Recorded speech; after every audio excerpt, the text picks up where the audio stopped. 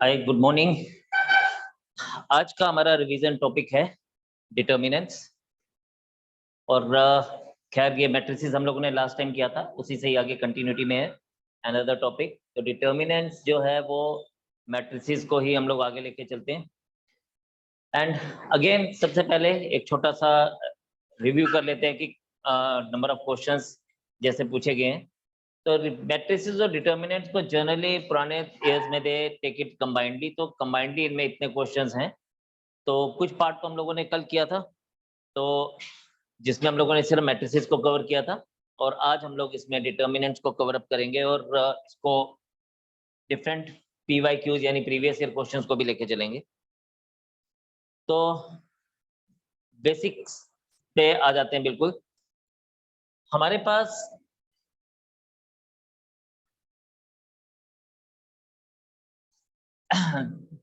Determinant है क्या? Determinant is like it is a unique value associated with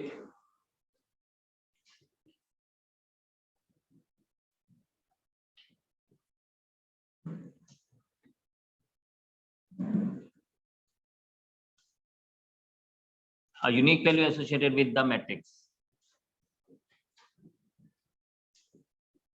मतलब हम एक पर्टिकुलर नंबर की बात कर रहे होते हैं जिसका जो कि यूनिक रहता है एक पर्टिकुलर मैट्रिक्स को लेके। अगर हमारे पास 2 क्रॉस 2 मैट्रिक्स है तो हम लोग उसको क्रॉस मल्टीप्लिकेशन लेते हैं A1 B2 minus B1 A2। लेकिन अगर हमारे पास 3 क्रॉस 3 मैट्रिक्स है जैसे कि ये है, तो उसका डिटर्मिनेंट के लिए हम लोग कहते हैं कि हम एक्सपेंड कर रहे हैं, जिसको हम किसी भी रो या किसी भी कॉलम के साथ एक्सपेंड कर सकते हैं। तो यहाँ पे फर्स्ट रो के साथ इसको एक्सपेंड किया गया है, और हम लोग जो एलिमेंट लेते हैं उसकी रो और उसका कॉलम को छोड़ देते हैं। तो जैसे हम लोगों ने A1 लिया तो हमने B1 C1 और A2 A3 को छोड़ दिया, और जो बाकी 4 लोग बचे उनको आपस में डिटर्मिनेंट फाइंड आउट किया, तो इट बिकम्स B2 C3, यानी इसको हमने इस तरह से लिया minus C1 B3। Then next हमारे पास है B1। तो हम लोग इसमें साइंस को चेंज करते रहते हैं, प्लस माइनस प्लस को लेते हैं, ये आप सबको पता ही है। और फिर हम लोगों ने वो रो और वो कॉलम छोड़ दिया, and we are left with A2 C3 and C1 A3। And the last one is, अगर हम लोग देखें तो ये हमारे पास क्या है, ये हमारे पास, एक सेकेंड थोड़ा सा इसको हम लोग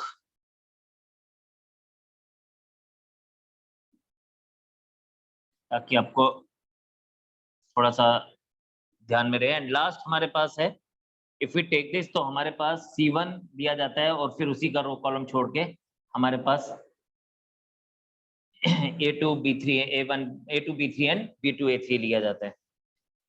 कि एक छोटा सा एग्जांपल भी देख लेते हैं। फॉर एग्जांपल अगर हम लोग देखें यहाँ पे, तो हमारे पास suppose A is equals to,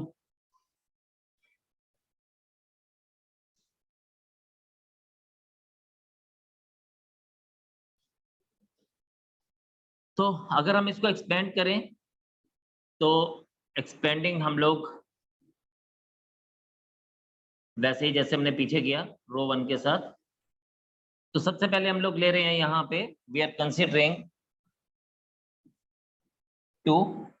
तो 2 के साथ 2 की रो और कॉलम छोड़ देंगे तो हमारे पास पीछे ये रह जाएगा 2 into 3 एंड 5 into 0, तो ये आ जाएगा 6 minus 0।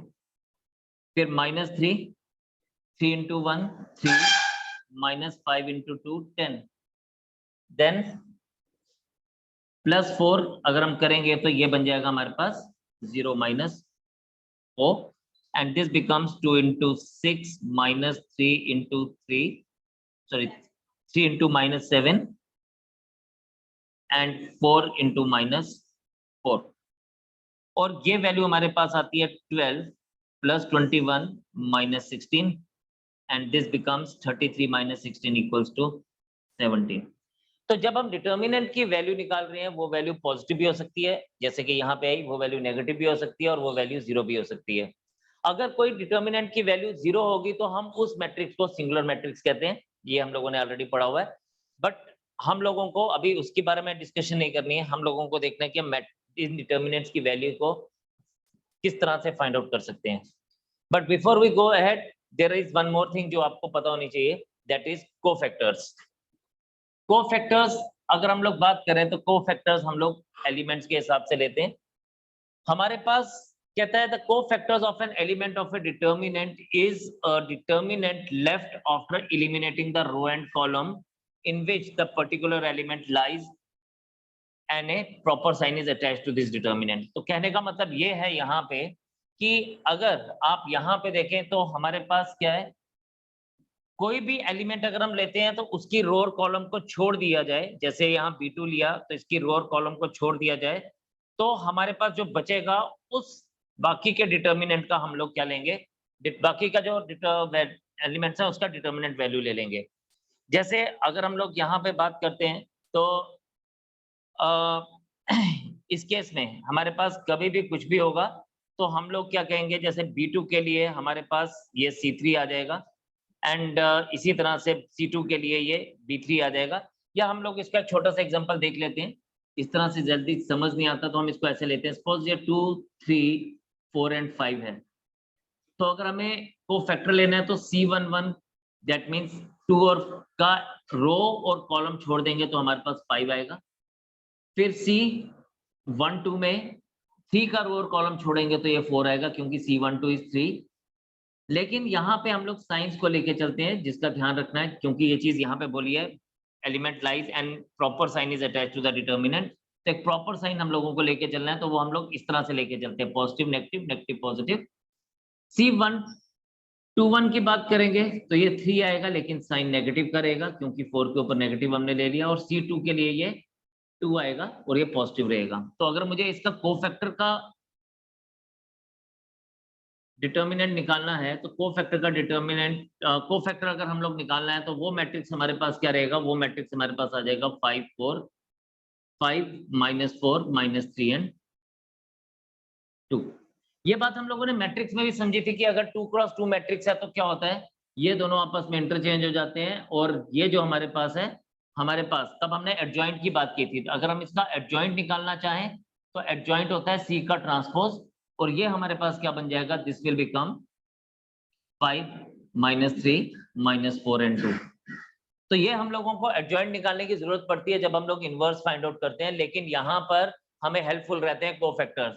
और जब हम लोग मैट्रिसेस पढ़ रहे थे मैंने आपको बार बार कहा था कि हम लोग एडजॉइंट को डायरेक्टली निकाल सकते हैं, हमें कोफैक्टर्स निकालने की जरूरत नहीं पड़ेगी। तो हमने उसके लिए कुछ शॉर्टकट्स देखे थे, और यही शॉर्टकट यहाँ पर भी आपको एक बार देख लीजिए कि हम लोगों को जब भी किसी 2 क्रॉस 2 डिटर्मिनेंट का या मैट्रिक्स का हमें कोफैक्टर्स निकालने हो तो एडजॉइंट निकालना हो तो हम लोग क्या करते हैं, ये दोनों आपस में इंटरचेंज हो जाते हैं, ठीक है। तो और बाकी लोगों का जो है साइंस चेंज हो जाता है, तो ये दोनों आपस में इंटरचेंज हो जाते हैं, एंड 3 और 4 का जो है साइंस चेंज हो जाते हैं। तो हम लोग इसको इस तरह से लेके चलते हैं। बट कोफैक्टर के साथ एक बड़ी इंपॉर्टेंट सी प्रॉपर्टी जुड़ी है डिटर्मिनेंट की।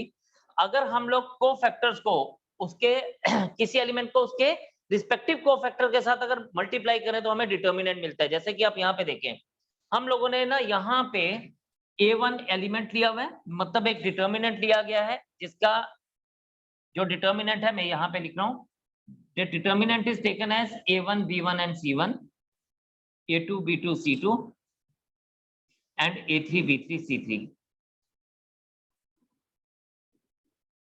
और उनके respective cofactors A1 capital B1 capital C1 के साथ डिनोटेड हैं, capital A2 capital B2 capital C2 capital A3 capital B3 और capital C3। Now important thing is कि अगर हम किसी रो या किसी कॉलम के एलिमेंट को उनके रिस्पेक्टिव कोफैक्टर्स के साथ मल्टीप्लाई करके ऐड कर दे तो हमें वैल्यू ऑफ डिटर्मिनेंट मिलता है। जैसे कि आप यहाँ पे देखें, जनरली हम लोग इसको इस तरह से भी लिखते हैं, और sometime we write it as delta is equals to A1 C1 plus A2 C2 plus A3 C3। तो A1 A2, या हम इसको ऐसे लिखते हैं A11 C11 A21 C21 A31 C31। तो जो एलिमेंट लिया उसको उसके रिस्पेक्टिव कोफैक्टर के साथ मल्टीप्लाई करेंगे तो हमें वैल्यू ऑफ डिटर्मिनेंट मिलता है, ठीक है। तो ये बड़ा एक इंपॉर्टेंट सा चीज है।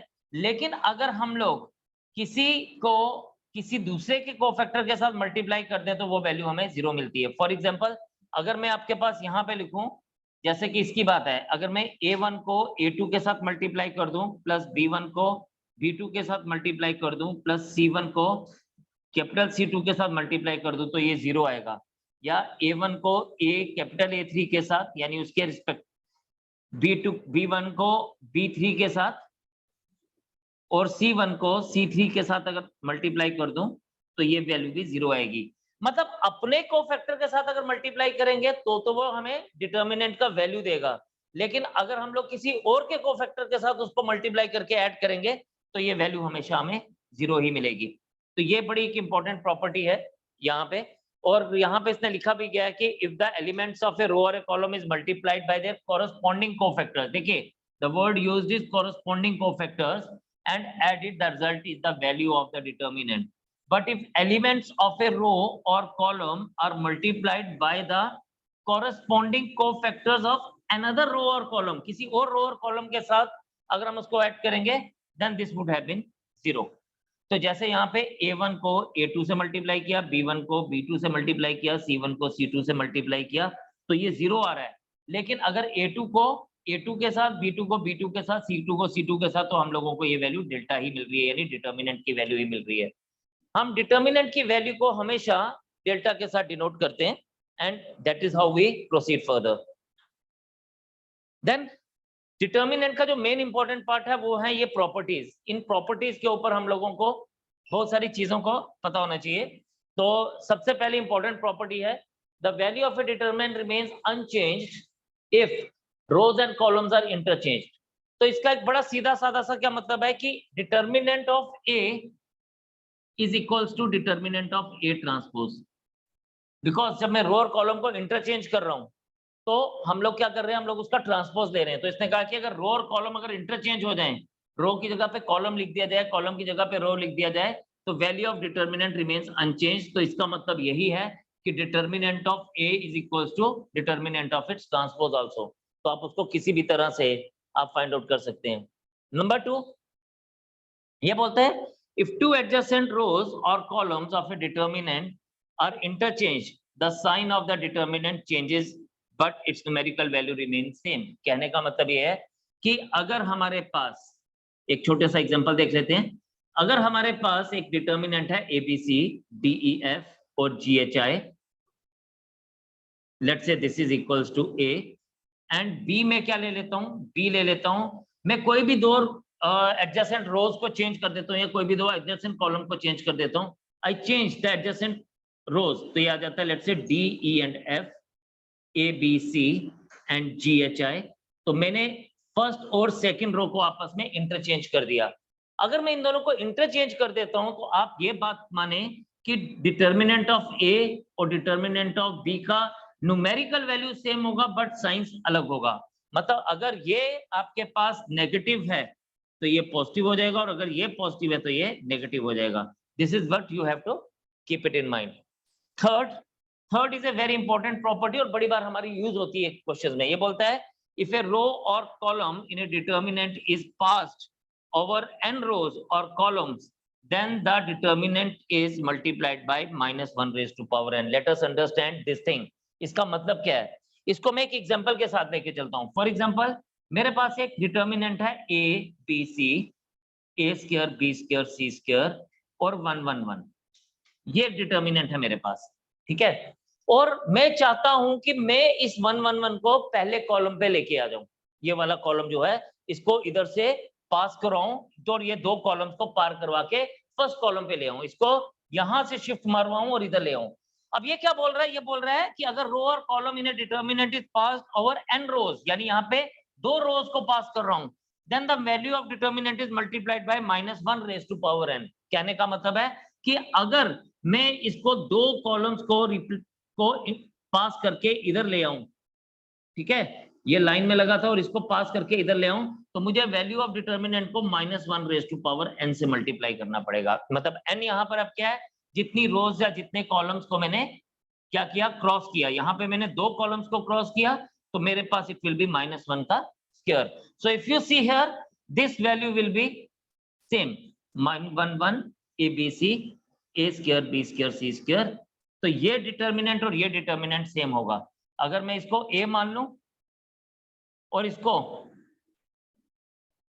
मैं B मान लूं तो ये determinant of A equals to determinant of B होगा। तो उस केस में हमारे पास वैल्यू ऑफ डिटर्मिनेंट में चेंज नहीं आएगा। लेकिन अगर ये सिर्फ एक ही रो को चेंज करता या एक ही कॉलम को पास करता तो फिर हमारे पास ये -1 होता, तब वो नेगेटिव साइन से चेंज होता। तो ये हम लोगों को कहाँ पे हेल्पफुल रहता है? ये हमें हेल्पफुल रहता है जब हमारे पास क्वेश्चंस गिवन हो और हम लोगों के पास टाइम कम हो और हम लोगों को पास जगह भी कम हो, तो हम लोग इसको यूज कर सकते हैं to find out the answer directly. Then the next property is if two rows or columns of a determinant are identical, the value of determinant becomes 0. That means इसका कहने का मतलब है कि अगर कोई भी दो रो, कोई भी दो कॉलम्स अगर आइडेंटिकल हैं तो इस डिटर्मिनेंट का वैल्यू हमेशा 0 ही होगा। इसके लिए आपको सोचने की जरूरत नहीं है, ठीक है। Then this is an important thing. If every element in a row or in a column of a determinant is multiplied by the same constant, then the determinant gets multiplied by the same constant. Now, इसके ऊपर ना बड़ा important सा एक result है जो use भी होता है, वो ये है कि ये बोलता है कि अगर हमारे पास एक डिटर्मिनेंट अगर मैं ले लूं फिर से ABC, DEF, GHI और एक डिटर्मिनेंट B ले लूं जिसको मैं लिख रहा हूं K times A, K times B, K times C, then just a second,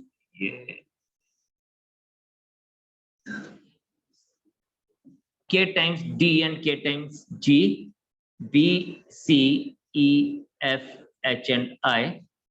तो इसका मतलब क्या है कि here this implies that determinant of B is equals to K times the determinant of A.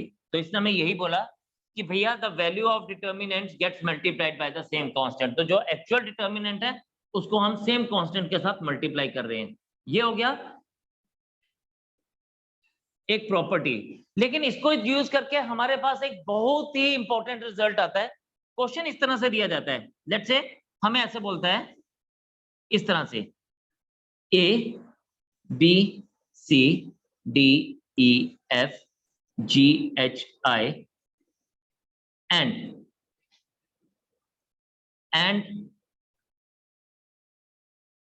B is equals to K times A,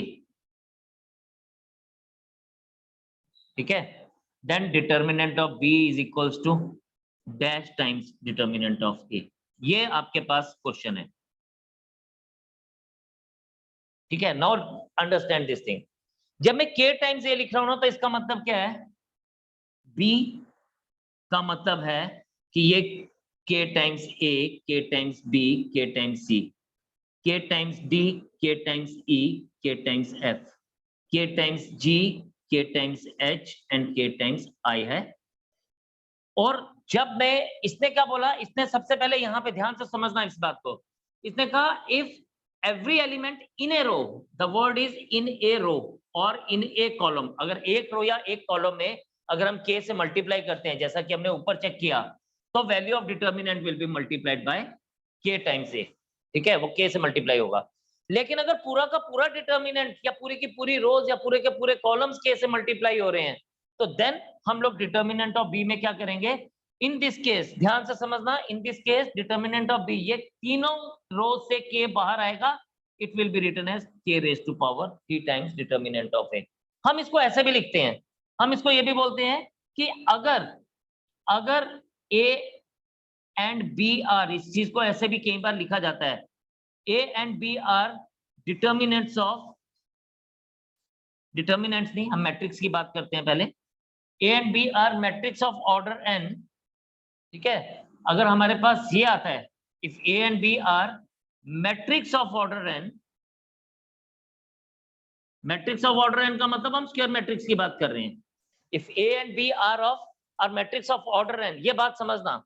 तो हमारे पास क्या बन जाएगा? दिस विल बी, ये यहां पे आ जाएगा, देन सच दैट, हम इसको ऐसे लिखते हैं जैसे मैंने ऊपर लिखा, such that B is equals to K times A, then determinant of B is K raised to power n times determinant of A. This is the main identity जो हमारे पास काम की है। कहने का मतलब ये है कि अगर ये 2 क्रॉस 2 मैट्रिक्स है तो फिर ये k square times determinant of A होता। अगर ये 3x3 मैट्रिक्स है तो आपने देखा मैंने k cube times determinant of A लिखा, और अगर ये 4x4 मैट्रिक्स होता तो ये k raise to power 4 times determinant of A होता। क्वेश्चन को आपके पास इस तरह से पूछा जा सकता है, ठीक है। क्वेश्चन और क्या हो सकता है इस केस में, इफ यू सी, तो एक इसमें और बात हो सकती है, वो ये कि पहले इसी के ऊपर एक और बात कर लेते हैं। फॉर एग्जाम्पल अगर आपके पास ऐसे बोला जाए कि determinant of A is equals to let's say 3 and B is equals to 2 times matrix A, and determinant of A where A and B are 2x2 matrix. इसको मैं ना 5 टाइम्स ए ले लेता हूं ताकि आपको बात समझ आ जाए। तो ये बोलता है then determinant of B is, तो हम डिटर्मिनेंट ऑफ बी क्या आ जाएगा 5 रेज टू पावर 2, क्योंकि n क्या है 2x2 into determinant of a that is 3, so that will be equals to 25 cross 3 equals to 75। तो मेरा आंसर उस केस में ये बनेगा। तो this can B one of the question, बहुत बार ऐसा क्वेश्चन एग्जाम्स में पूछा गया है, ठीक है। चलिए अगली प्रॉपर्टी पे आते हैं। ये बोलता है the value of the determinant remain unaltered if any multiple of any row और any column is added to another row और कॉलम रिस्पेक्टिवली। मतलब अगर हम लोग किसी एलिमेंट को किसी और रो या कॉलम में ऐड कर दें तो हमारे पास value of determinant remain same, ठीक है। तो यहाँ पे आपके पास ये क्या बोल रहा है, ये आपके पास ऐसा ही बोल रहा है। इफ आई सी, तो I am just writing it here. For example अगर ए मेरे पास, फिर से मैं इसको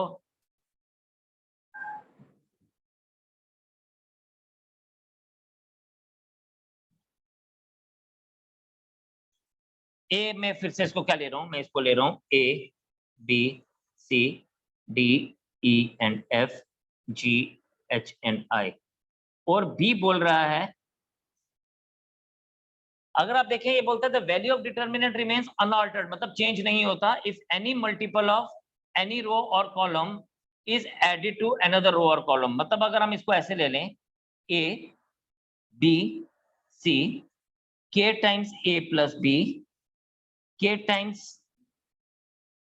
this is D and this is E, तो k times d, this is g, sorry, d plus e and this is k times g plus h, और ये c f i as it is ही रहेगा। तो हमने क्या किया, हम लोगों ने यहाँ पे इफ यू सी, तो हमारे पास यहाँ पे adg एज इट इज ही रहा, सिर्फ हमने सेकंड कॉलम को चेंज कर दिया, इसको लिखा k times the multiple of a plus b, k times the multiple of d plus c, k times the multiple of g। तो इस केस में हमारे पास k क्या कहता है, ये बोलता है कि determinant of a will always be equals to determinant of b, तो ये कभी भी चेंज नहीं होगा, ठीक है। देन ये बोलता है कि if each element in a row or in a column consists of a algebraic sum of p terms, the determinant can be expressed as sum of p determinants। हम इसको ऐसे भी बोलते हैं कि अगर एक डिटर्मिनेंट की कोई भी एक रो या कोई भी एक कॉलम 2 या 3 एलिमेंट्स के सम से बना होता है, तो देन हम उस डिटर्मिनेंट को 2 या 3 डिटर्मिनेंट के सम से एक्सप्रेस कर सकते हैं। तो वो एक सिंपल सा वो है प्रॉपर्टी है इसकी, तो जैसे यूज होगी हम लोग बात करेंगे। बिफोर वी गो अहेड, हमारे पास ना कुछ इंपॉर्टेंट रिजल्ट्स हैं जब हम बात करते हैं, एंड एटलीस्ट ये जो ये वाला रिजल्ट है ये बहुत इंपॉर्टेंट है, ये बहुत बार डिफरेंट तरह से क्वेश्चंस एग्जाम्स में पूछा गया है। सिंपल ये, अब ये होता क्या है आप सबके लिए मैं एक बात बता देता हूं कि अगर हमारे पास ये जो a cube plus B cube plus C cube minus 3abc है, इसकी एक्सपेंशन होती है a plus B plus C into A square plus B square plus C square minus A B minus B C minus C A, ठीक है। लेकिन यहां पे ये क्या है, दिस नेगेटिव साइन, तो इसका वैल्यू जो है वो हमेशा नेगेटिव साइन है। मतलब इस केस में ये पूरा का पूरा एक्सप्रेशन जो है, या तो इसका आंसर ये लिखा जाएगा a cube plus b cube plus c cube minus 3abc, negative आ रहा है तो हमने इसका नेगेटिव को बाहर ही रखा है, and then the whole of the expression is written in this way, that is a plus b plus c into a square plus b square plus c square minus ab minus bc minus c है। But इसमें एक और important चीज क्या है कि if a plus b plus c is equals to 0, अगर ये 0 हो जाता है, 0 इंटू एनीथिंग इज 0, है ना, तो 0 इंटू एनीथिंग विल बिकम 0, तो इसका मतलब क्या होगा, इसका मतलब होगा a cube plus b cube plus c cube minus 3abc is equals to 0, and ये बनेगा आपके पास a cube plus b cube plus c cube is equals to 3abc। तो ये बड़ा इंपॉर्टेंट सा रिजल्ट है जो हमें हेल्पफुल रहेगा, आगे यूज होगा तो हमें पता चलेगा। अगर a plus b plus c 0 है तो हमारे पास a cube plus b cube plus c cube minus 3abc 0 होगा, ठीक है, इक्वल्स टू 3abc होगा। तो जैसे जैसे हम आगे बढ़ेंगे we will talk more on this. इसके अलावा ये एक बड़ा यूनिक सा रिजल्ट है, कुछ रिजल्ट्स हैं जो हमारे एज इट इज कांस्टेंट रहते हैं, this is 1 1 1 abc a square b square c square, या फिर मैं इसको अगर रोज में भी ऐसे लिख दूं तो भी ये बात सेम है, it is a square b square and, तो ये वैल्यू हमेशा a minus B into B minus C into C minus A ही रहेगी, ये कभी चेंज नहीं होगी, ठीक है। अब ये चाहे एक्स वाई जेड की फॉर्म में लिखा जाए या ये चाहे एबीसी की फॉर्म में लिखा जाए, it doesn't matter to us. Then अगर आप पीछे वाले में चेंज के देखें तो यहाँ पे A square B square C square था, नेक्स्ट वाले में A cube B cube C cube है, ये a minus B minus C C minus A तो सेम रहा, इसमें एक नई चीज आ गई that is a plus B plus C, rest everything remain same. Square की जगह क्यूब आया तो यहाँ पे a plus B plus C आ गया, ठीक है जी। नाउ ये जो क्वेश्चन है, यस, इस केस में अगर हमारे पास कभी एक्सप्रेशन इस तरह से दी जाती है then ABC is always equals to -1। Let us understand this thing, ये ऐसा क्यों लिखा गया, बिकॉज हमारे पास है a b c a square b square c square and this is given to us as 1 plus a cube 1 plus b cube 1 plus c cube. इस case में एक कंडीशन और दी जाती है, a is not equal to b is not equal to c, ये भी दिया जाता है, क्यों दिया जाता है अभी हम लोग समझेंगे इसको। अगर आप इसको देखें तो हमने ना अभी थोड़ी देर पहले एक प्रॉपर्टी पढ़ी, ये वाली, if each element in a row और in a column consist of algebraic sum of p terms, the determinant can be expressed as the algebraic sum of p determinants। मतलब अगर इसको दो एलिमेंट्स के सम के साथ अगर हम लेते चल रहे हैं तो वो दो डिटर्मिनेंट में एक्सप्रेस होगा, जैसे कि अब हम लोग यहाँ पे देखेंगे, we can write this thing as a b c a square b square c square 1 1 1। अभी देखो प्रॉपर्टीज कैसे यूज होने वाली हैं, this is a square a cube b square b cube c square c cube.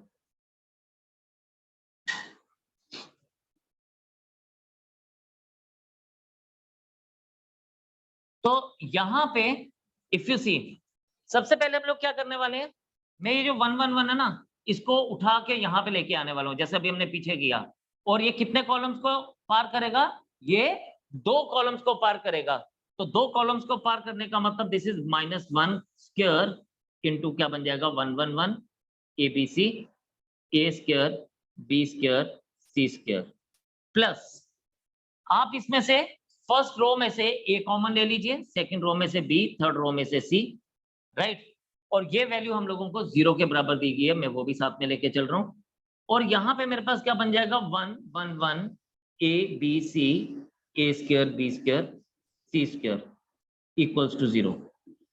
ये दो determinants common हो गए दोनों में, इफ यू सी, तो मेरे पास क्या बन रहा है, मेरे पास बन रहा है ये 1 प्लस abc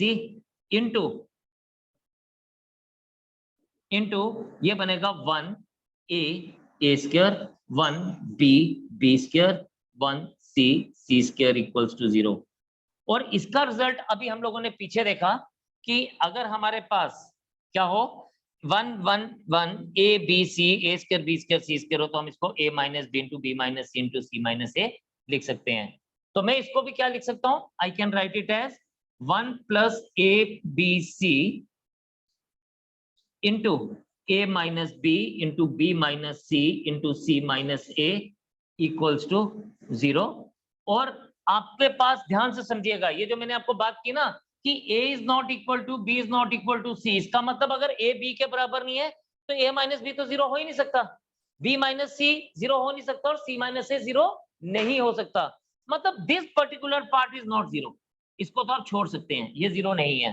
तो 1 plus A B C is equals to 0 and this becomes that ABC is equals to -1। तो हमने ये रिजल्ट वो प्रॉपर्टीज यूज करके किया। बट अगेन मेन बात सिंपल समझने वाली ये है कि ये बड़ा टिपिकल टाइप का क्वेश्चन है। अगर आपको ये क्वेश्चन कभी एग्जाम में आता है तो आप इसको डायरेक्टली इस रिजल्ट को याद रखें, तो ये आपके लिए बड़ा हेल्पफुल रहेगा। You will be able to find out the answer directly.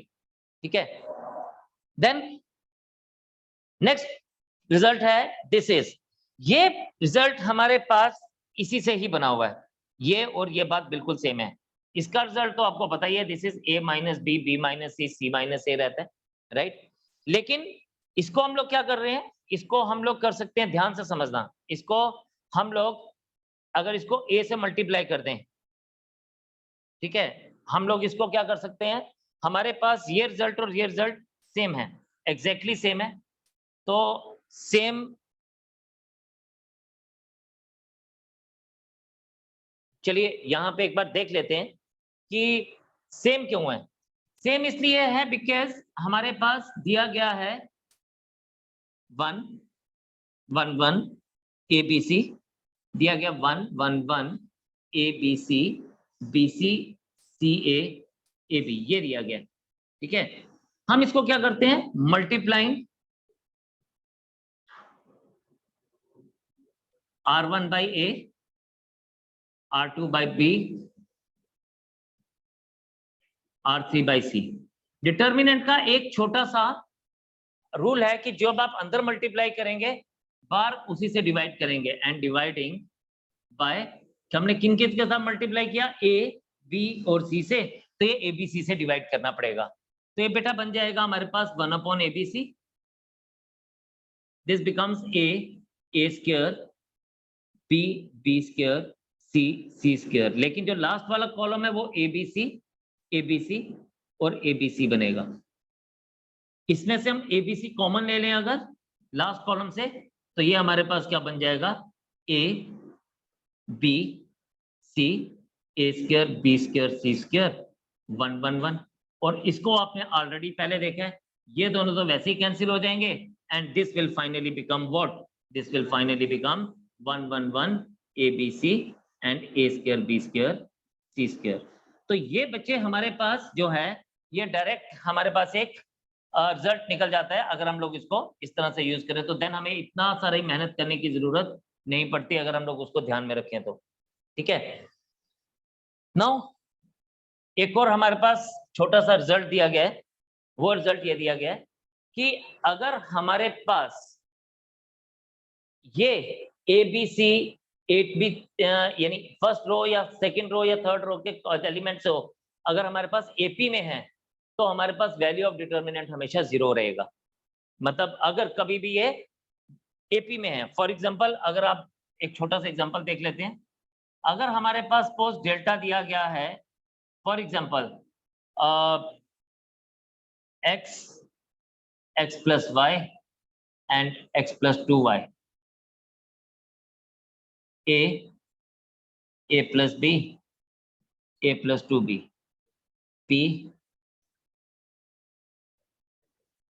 p plus q and p plus 2q.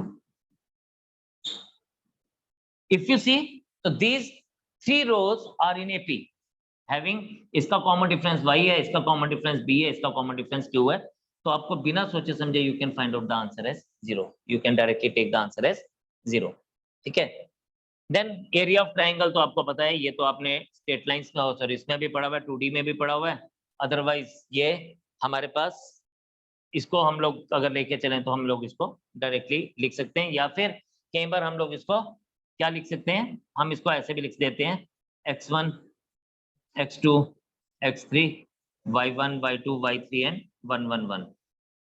तो इट्स अप टू अस कि हमें कौन सा मेथड अच्छा लगता है, हम उसको लेके चल सकते हैं। तो it does not make any difference to us, this is only the formula which actually matters to us, right? Then हम आ रहे हैं, this is something जो हमने मैट्रिक्स मेथड में पढ़ा था, लेकिन जब हम लोग इसको डिटर्मिनेंट्स में पढ़ते हैं ना, तो ये मेथड कंपैरेटिवली इजियर है। और लीनियर इक्वेशंस को सॉल्व करने के लिए हम लोग यहाँ पे जो मेथड यूज करते हैं इसको हम क्रामर्स रूल बोलते हैं। This Cramer was the name of the mathematicians, तो इसलिए हम इसको क्रामर्स रूल बोलते हैं। और इसमें किसी भी वैल्यू को फाइंड आउट करना या इन इक्वेशंस को सॉल्व करना इज वेरी वेरी इजी। हम सिर्फ क्या करते हैं, हम लोग सबसे पहले एक डेल्टा लेते हैं जो कि कोफिशिएंट्स ले रहे हैं एक्स वाई और जेड के। यहां से देखें तो हमारा पहला जो डिटर्मिनेंट है या डेल्टा है, ये कोफिशिएंट्स हैं किसका, एक्स वाई और जेड का। तो a1 b1 c1 a2 b2 c2 a3 b3 c3। Delta 1 change करते हैं तो हम लोग एक एक्स के कोफिशिएंट्स को कांस्टेंट्स के साथ क्या कर लेते हैं, कांस्टेंट्स के साथ चेंज कर देते हैं। तो हमने d1 d2 d3 चेंज किया with a1 a2 a3। Delta 2 में यही बात b1 b2 b3 की जगह पे आ गए, और डेल्टा 3 में यही लोग c1 c2 c3 की जगह आ गए। हमने इनका डिटर्मिनेंट वैल्यू फाइंड आउट किया, and then x is always equals to delta 1 upon delta, y is delta 2 upon delta, and z is delta 3 upon delta. लेकिन एक इंपॉर्टेंट बात क्या है कि delta should not be equal to 0 here, because अगर delta 0 हो जाएगा तो delta 1 upon 0 is not defined, delta 2 upon 0 is not defined, delta 3 upon 0 is not defined. यहां पर भी कंसिस्टेंसी के ऊपर हम लोग बात करते हैं। कंसिस्टेंसी में हम लोग लेके चलते हैं कि number 1, if delta is not equal to 0, मतलब अगर ये 0 नहीं है, डिनोमिनेटर 0 नहीं है, तो हमारे पास क्या है, system of equation have unique solution, it has unique solution, right? Number 2, अगर ये बोलता है if delta is equals to 0 and delta 1 equals to delta 2 equals to delta 3 is also equals to 0, then system of equation has infinite many solution. System of equations have infinite many solution. लेकिन इन दोनों cases में अगर बच्चे मैं बात करूं तो हमारे पास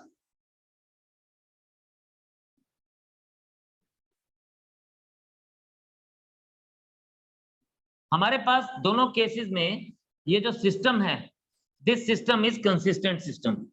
मतलब जब भी हमारे पास सॉल्यूशन निकलेगा तो हम सिस्टम ऑफ इक्वेशन को कंसिस्टेंट बोलेंगे, चाहे हमारे पास यूनिक सॉल्यूशन निकले, चाहे हमारे पास इनफाइनाइट मेनी सॉल्यूशन निकले। लेकिन अगर हमारे पास सॉल्यूशन नहीं निकलता, जैसे थर्ड केस है कि if delta is equals to 0 but delta 1 और डेल्टा 2 और delta 3 is not equal to 0, ठीक है, is not equal to 0, then system of equations have no solution and is inconsistent. तो and is inconsistent, तो inconsistent कब आएगा, जब हमारा सॉल्यूशन नहीं निकलेगा। अदरवाइज जब भी सॉल्यूशन निकलेगा तो हम उसको कंसिस्टेंट कहेंगे, हम उस सिस्टम ऑफ इक्वेशन को हमेशा कंसिस्टेंट बोल के चलेंगे।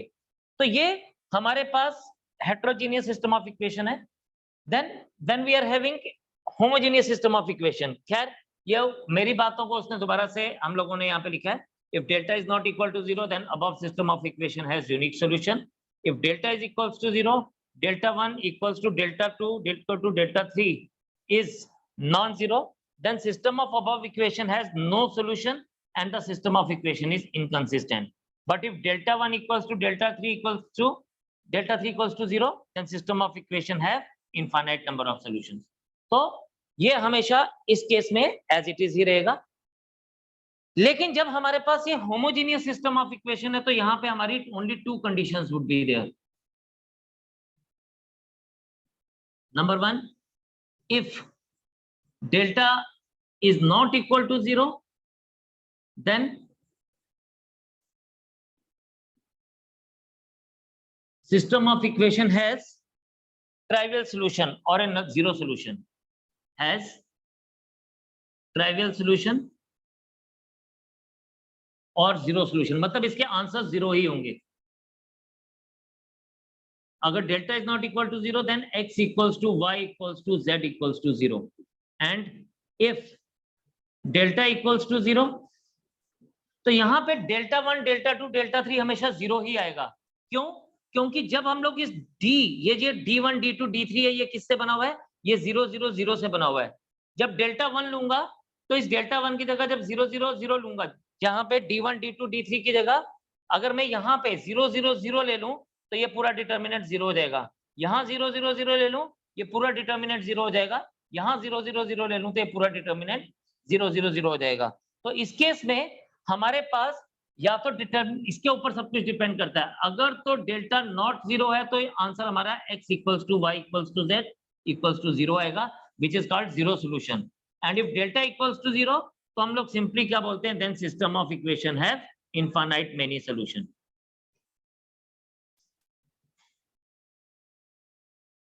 Have infinite many solution.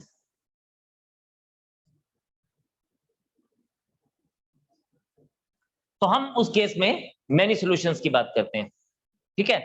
So these are certain things which is actually considered, जो हमेशा हम लोगों के पास दिया जाता है, और यही बस जो थोड़ा सा हम लोगों का थ्योरेटिकल पार्ट था, जो कंसेप्चुअल पार्ट था, यही सारा यूज होगा जो हम आगे आने वाले क्वेश्चंस करेंगे, ठीक है। तो let us start up with the question. बिल्कुल बेसिक सा क्वेश्चन है और आपको दिया गया टाइम, स्टार्ट डूइंग इट। चलिए फिलहाल पॉज करता हूँ, just open your notebook, start doing it.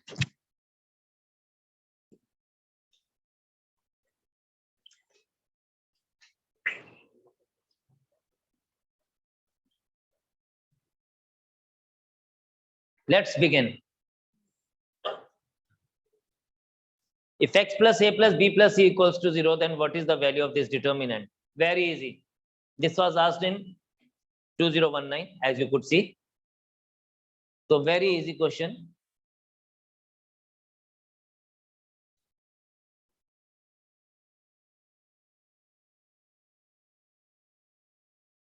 Come on. वैसे एक आपको ना मजेदार बात भी बता देता हूं कि जब कभी ऑप्शंस में 0 है ना, तो ऑप्शन 0 के चांसेस बहुत ज्यादा रहते हैं, ठीक है। अगर वैसे तो आपको निकालना चाहिए, लेकिन अगर सपोज टाइम कम है, लास्ट का 1 मिनट बच गया, क्वेश्चन निकालना है आपको, तो और आपको गेस वर्क करने की जरूरत है, तो 0 पे गेस कर देना चाहिए उस केस में। मतलब ऐसे नहीं कि आपने हर बार ऐसे ही करना है, बट यस, इस केस में आप इसको इस तरह से कर सकते हैं, ठीक है। आप यहाँ देखें क्या हुआ। यहाँ पे हमारे पास डिटर्मिनेंट दिया गया है x plus A B, X plus B, C X plus C. एक आपने ना हमेशा बात ध्यान रखनी है जब भी आपने डिटर्मिनेंट का क्वेश्चन करना है, कि अगर आप किसी एक रो या कॉलम में सेम एलिमेंट्स ले आए तो आपका आधा क्वेश्चन निकल गया, ये बात याद रखिएगा। मतलब अगर आप इसको ऐसे लिखे ना, ऑपरेटिंग, सिंपली लिखना, ये मैं ऐसे लिख रहा हूं, वैसे लिखने की जरूरत नहीं है। R1 is equals to, sorry R1 नहीं, C1 is equals to, C1 is equals to C1 plus C2 plus C3। तो बेटा ये आपके पास क्या बन जाएगा? This becomes x plus a plus b plus c, x plus a plus b plus c, x plus a plus b plus c। तो आपका पहला कॉलम पूरा का पूरा ये बन गया, बाकी कॉलम जो मर्जी बन जाएं, that does not matter to us. C X plus C. अब क्वेश्चन में ही हमारे पास क्या दिया है? हमें दिया है x plus a plus b plus c equals to 0, ठीक है। So this thing can be written as 0 0 0, और अगर डिटर्मिनेंट का कोई एक रो या कोई एक कॉलम 0 से बना हो तो उसका वैल्यू 0 होता है, तो इसलिए माय आंसर वुड बी 0। तो कॉमन भी ले सकते हैं, अदरवाइज हम कॉमन लेने के बाद भी हम लोगों को इसका वैल्यू 0 ही लगाना पड़ेगा, तो भी 0 ही लगाना पड़ेगा, अदरवाइज हम यहाँ पे भी 0 0 लिख देंगे तो कॉमन लेने की जरूरत ही नहीं है। So A part is the answer for us, right. Hope it is fine to everyone, just check it out.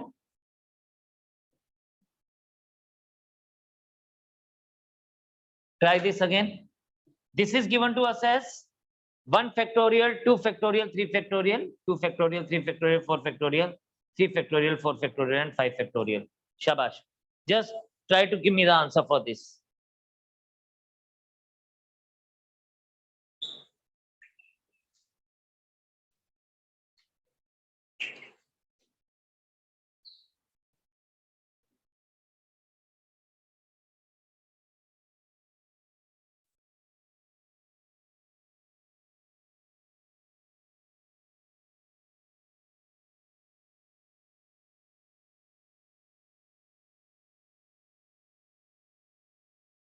Just try to do it. थोड़ा तेजी से हाथ चलाएं तो it will be easier. It will be. चलिए जी, let's see answer आना शुरू हो गए। Let's see कि answer is correct or not. Now यहाँ पे हमारे पास दिया गया है 1 factorial, 2 factorial, 3 factorial, 2 factorial, 3 factorial, 4 factorial, and 3 factorial, 4 factorial, 5 factorial. आप इसकी डायरेक्ट वैल्यूज भी लिख सकते हैं, अदरवाइज आप इसको क्या कर सकते हैं, आप इसको 1, चलिए आप ऐसे भी लिख सकते हैं 2, 6 and 24, 6, 24 and राइट। आपसे जो कॉमन आ निकलता है आप उसको कॉमन ले सकते हैं, जैसे फर्स्ट में 1 into 2 एंड लास्ट में 6, ये आपके पास आ जाएगा 1, 1 and 1. This becomes 1 or 3 and 4, और यहाँ पे आपके पास क्या जाएगा 6, 3, sorry 8 and 20.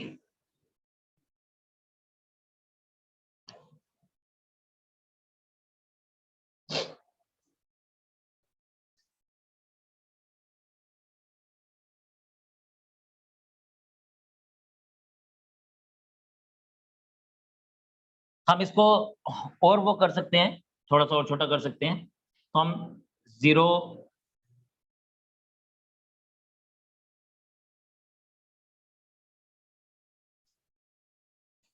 just a second,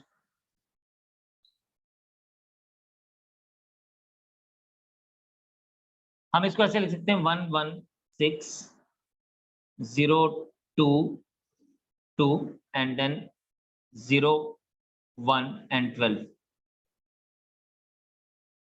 ठीक है, हम लोगों ने क्या किया, हम लोगों ने सिंपली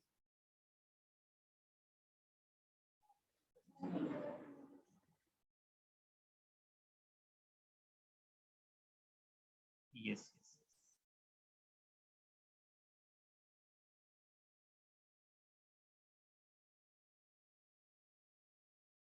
just a second.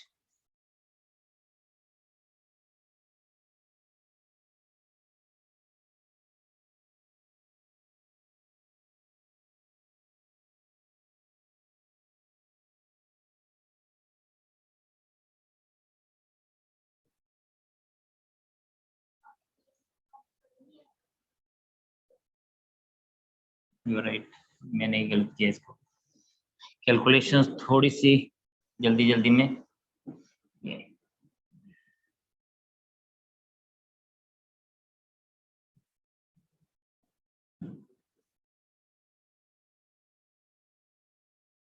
चलिए इसको देखते हैं आगे। ये हमारे पास आ जाता है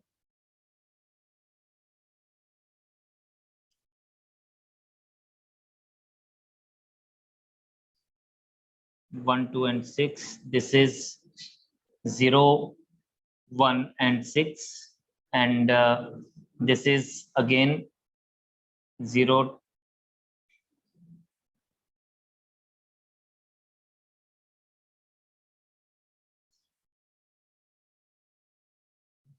तो ये हमारे पास क्या आ जाएगा, दिस बिकम्स 12 into 14 minus 12.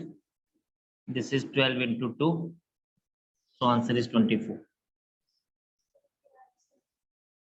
ये मैंने क्या किया, यहाँ पे सिंपली हम लोगों ने R2 is equals to R2 minus R3 किया, R2 minus R1 किया, and R3 is equals to R3 minus R1 किया.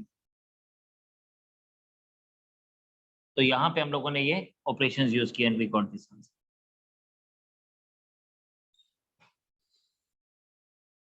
चलिए जी नेक्स्ट पे चलते हैं.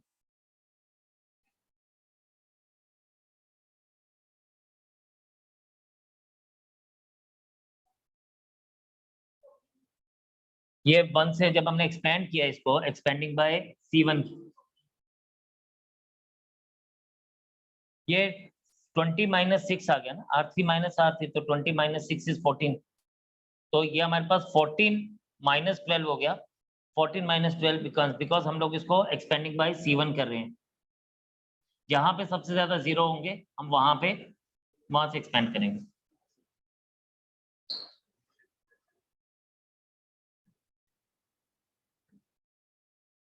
चलें, ये एक कंसेप्चुअल क्वेश्चन है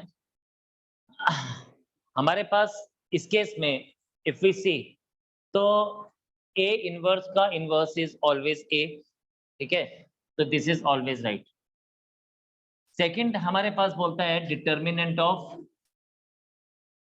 A inverse is always equals to, हम इसको ऐसे भी लिख सकते हैं, डिटर्मिनेंट ऑफ A का whole inverse which can be written as 1 upon determinant of A. तो इस केस में this second is also correct and third is also correct because जब भी हम लोग ये lambda A raised to A का इनवर्स है, तो lambda is a constant, तो lambda के साथ कुछ भी नहीं होगा, lambda is a scalar. तो अगर हम इसका इनवर्स ले रहे हैं तो ये तो प्रॉपर्टी है, lambda remains same, इनवर्स सिर्फ मैट्रिक्स का होगा, lambda is a constant, तो इसलिए third is also the correct statement. So in this case D part is the answer. तो sometime the conceptual question is being asked. तो ये 2018 का question है, आपको बस यहाँ पे देखना होता है और करना होता है. आता है प्रॉपर्टीज तो डेट इज फाइन. तो इसीलिए प्रॉपर्टीज पढ़ना और देखना हमारे लिए इंपॉर्टेंट है. हर बार क्वेश्चन उस तरह से फाइंड आउट नहीं कर पाते. नेक्स्ट है हमारे पास, if A plus B plus C equals to 0, then one of the solution for this is what? ठीक है, आपके पास अगेन ये क्वेश्चन ऑलमोस्ट पीछे एक क्वेश्चन जो किया उसके जैसा ही है. तो क्वेश्चन की टाइप जो है कई बार रिपीट की जाती है. जैसे अब यहाँ पे है A minus X C B, C B minus X A and B A C minus X equals to 0. जब ये बोलते हैं ना वन ऑफ द सॉल्यूशन, मतलब ये x की वैल्यू पूछ रहा है आपसे, ठीक है, तो आप इसको वही करें, C1 is equals to C1 plus C2 plus C3.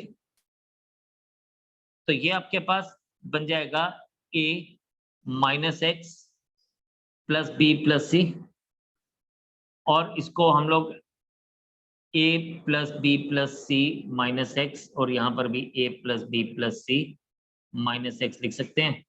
ये C B minus X A और ये B A C minus X equals to 0 है. We can take this as कि ये हमारे पास A plus B plus C minus X common अगर ले लें तो ये हमारे पास आ जाएगा 1 1 1. This is C B minus X A B A C minus X and this is equals to 0. हमारे को बोल रहा है कि A plus B plus C equals to 0. इसका मतलब we can say that कि minus x into this 111 c b minus x a b a c minus x is equals to 0। और इसने बोला what is one of the solution, तो one of the solution x is equals to 0 हमें मिल रहा है। This implies that x is equals to 0। ठीक है, तो this is one of the solution. तो क्योंकि इसने वन ऑफ द सॉल्यूशन पूछा है तो this can be considered as the answer for us. तो क्वेश्चन हम लोगों के पास जब ये छोटी छोटी चीजें हमें गिवन होती है ना, तो ये हमेशा यूज होती है क्वेश्चन में, तो ये आपने इस बात का हमेशा ध्यान रखना है। ठीक है, चलिए ये बड़ा सिंपल सा क्वेश्चन है, इसके लिए मैं आपको थोड़ा सा टाइम ज्यादा दे देता हूँ। Kindly start doing it. Give me the answer for this, everyone. Again, a conceptual question. Just try it.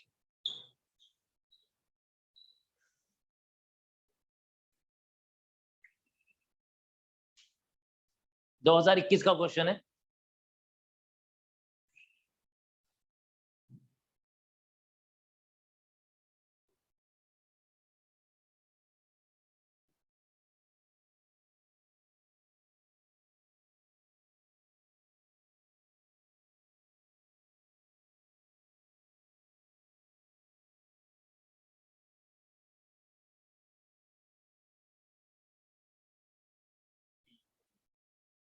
Exactly, I've got the answer.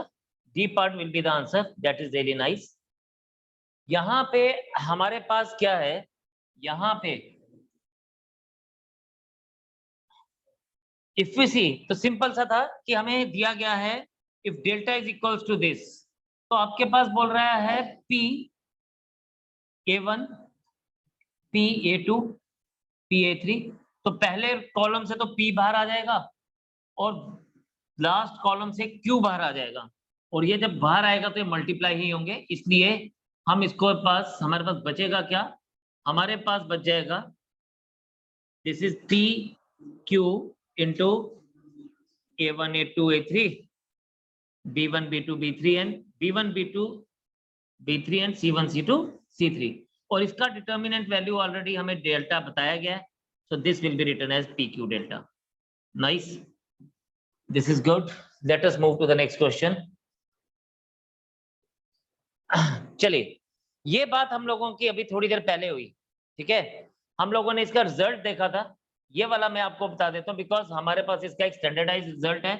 that will always be equals to minus of a cube plus b cube plus c cube minus 3abc, और मैं इसको ऐसे लिख सकता हूँ minus of a plus B plus C into A square plus B square plus C square minus A B minus B C minus C A, और इन दोनों केसेस में my answer would be negative. तो हम कुछ भी लिखे, this answer is negative. तो देखिए सेम रिजल्ट पूछा गया है इन द ईयर 2017, और ये ऐसा वाला क्वेश्चन ना अलग अलग तरीकों से रिपीट हुआ है। ठीक है, देखिए this is 2021, the expression is same, question is given in a different way. ठीक है, क्वेश्चन ऑलमोस्ट सेम है लेकिन दिया अलग अलग अलग तरीके से है। तो जरा कोशिश करें आप, शाबाश, and just this is a very simple one, शाबाश करें जरा इसको एवरीवन, ट्राई इट। नहीं होता तो फिर हम लोग मिलकर करेंगे, फटाफट से इसको एक बार ट्राई करें।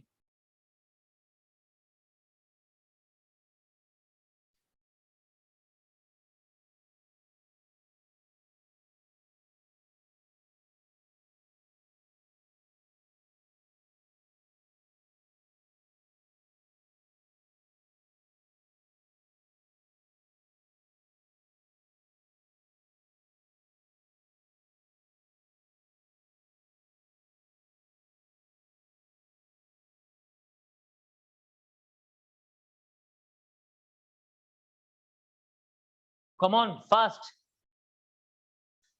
मैंने आंसर डी मार्क किया, लेट्स सी कि ये सही है या गलत है।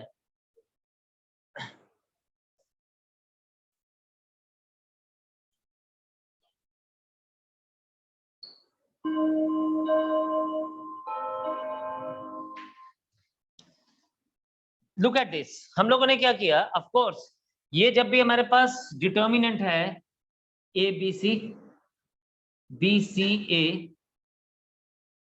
And CAB। तो इसका वैल्यू हमारे पास क्या आएगा, माइनस नहीं सॉरी 64 नहीं, शायद -64 आएगा। This will B -A + B + C। This is A² + B² + C² -AB -BC -CA। Now look at this, ये वैल्यू हमें गिवन है, दिस इज -4। ये A² + B² + C² पता नहीं है क्या अभी, लेकिन ये पता था कि ये AB + BC + CA is 0, this thing is 0, ठीक है। तो मेरे पास ये बन गया -4 टाइम्स A² + B² + C²।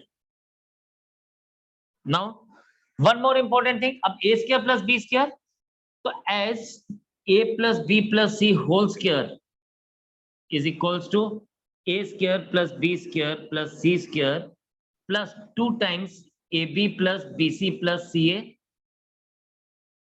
तो ये पूरी की पूरी वैल्यू 0 हो जाएगी। तो हमारे पास क्या आ जाएगा, हमारे पास आ जाएगा 4² is equals to A² + B² + C² और बाकी वाला 0 हो जाएगा। तो ये हमारे पास 16 आ गया। इसका मतलब therefore required answer is what? Our required answer is -4 into 16, so it was -64। ठीक है जी। तो कहने का मतलब ये है कि भाई अगर जल्दी जल्दी में करो तो मुझसे भी गलती हो जाती है, तो इसलिए कॉपी पेन यूज करने का, सारी दिमाग नहीं लगाने का, तो कॉपी पेन से चीजें श्योर हो जाती हैं। You will be able to do the question in a better way. तो बात सिर्फ माइनस साइन की थी, तो फर्क है माइनस साइन का। आंसर इज 64, लेकिन साइन का फर्क से आंसर गलत हो सकता है। Okay, late us do this question. This is again a very basic question. आप जरा ट्राई करें इसको, शाबाश। Come on, write it on your notebook, check the question and do it. Shabash.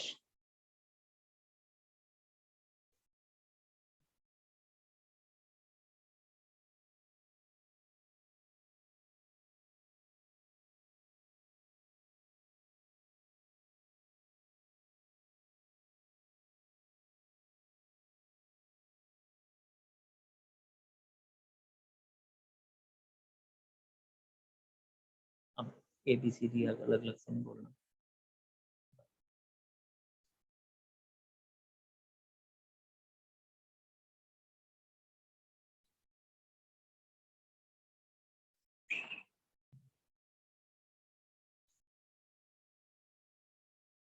Any answer? Yes, correct. This is the answer. C is the answer, very correct. Now look at this. हमारे पास क्या दिया गया है, हमारे पास दिया गया है determinant of A is equals to 5। और हमारे पास क्या दिया गया है, हमें बोलता है A is a square matrix, of course A inverse is also a matrix, ठीक है। 2 टाइम A इनवर्स का मतलब each and every element of A inverse is multiplied with 2। अब आप इसको देखेंगे, अगर मैं इसका ध्यान से मेरी बात समझना, if I am taking the determinant of twice A inverse, this will be equals to 2 cube into determinant of A inverse, and 2 cube into determinant of A inverse, because this is given to us as it is a order 3 matrix। अगर ये order 3 matrix है तो इसका inverse भी 3x3 matrix होगा, वो भी एक मैट्रिक्स होगा। जब मैं 2 के साथ उसको मल्टीप्लाई कर रहा हूं, तो अभी हमने जो प्रॉपर्टी पढ़ी थी कि वो क्या होता है, k⁻n टाइम्स बाहर आ जाता है। अगर हर एक डिटर्मिनेंट, देखिए मैट्रिक्स में अगर हर एक एलिमेंट के साथ मल्टीप्लाई होगा, मैट्रिक्स में जब हम मल्टीप्लीकेशन करते हैं तो हर एक एलिमेंट के साथ मल्टीप्लाई होता है। डिटर्मिनेंट में ये उल्टा होता है, डिटर्मिनेंट में किसी एक रो या किसी एक कॉलम के साथ हम एट ए टाइम मल्टीप्लाई करते हैं, बट जब हम मैट्रिक्स में कर रहे हैं तो पूरे मैट्रिक्स के साथ मल्टीप्लाई हो रहा है। उस पूरे मैट्रिक्स से अगर हम लोग कॉमन को बाहर निकालेंगे तो हर एक रो या हर एक कॉलम हमें वो कांस्टेंट देगी। That is why it will B 2⁻³ and it will be written as upon determinant of A, so this gives us 8/5 as the answer. So this is the correct answer for us, right? Again property भी use हुई, concept भी use हुआ, तो basic चीजें जो है वो बहुत इंपॉर्टेंट होती हैं इसके लिए। Let us go on to the next question. The next question is of this. इसने हमें क्या बोला, इसने बोला कि if a is equals to this and determinant of a cube is 125।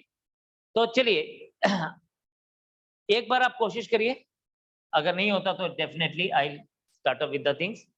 Let us start.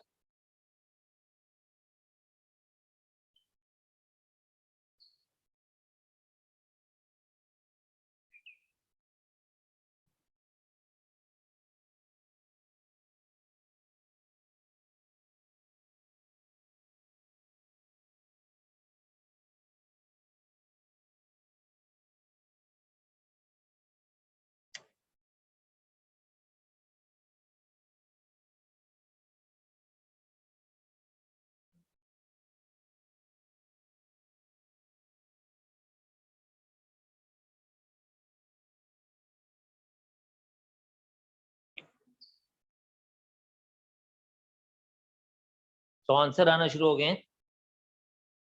I got the answer. तो answer जो मुझे दिया गया है वो ये है। वी विल चेक इट कि ये आंसर ठीक है कि नहीं है। Let us see that also. तो देखते हैं, हमारे पास दिया गया है determinant of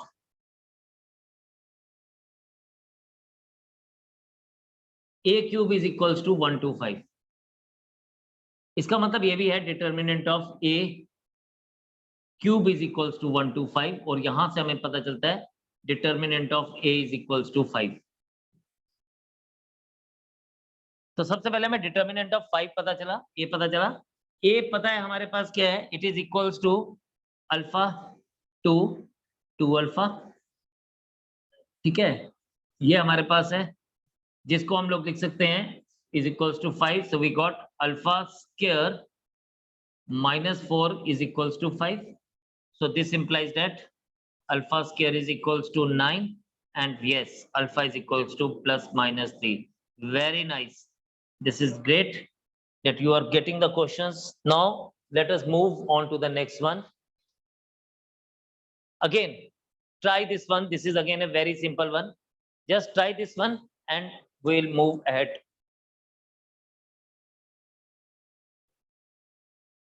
Come on, start.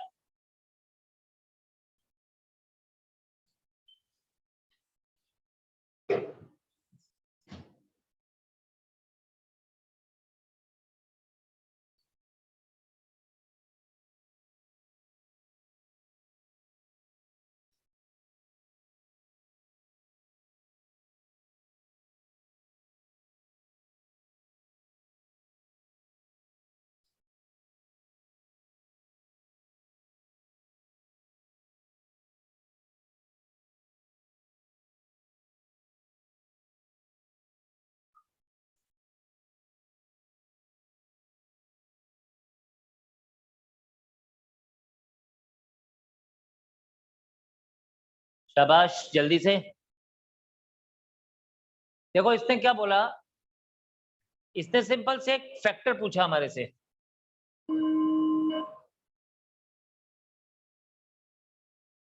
इसने हमारे से एक फैक्टर पूछा। फैक्टर हमारे पास क्या है, जैसे इसने बोला डिटर्मिनेंट हमारे पास दिया है x, y and 3, x square 5y square and 9 and x cube 10y raised to power 5 and 27.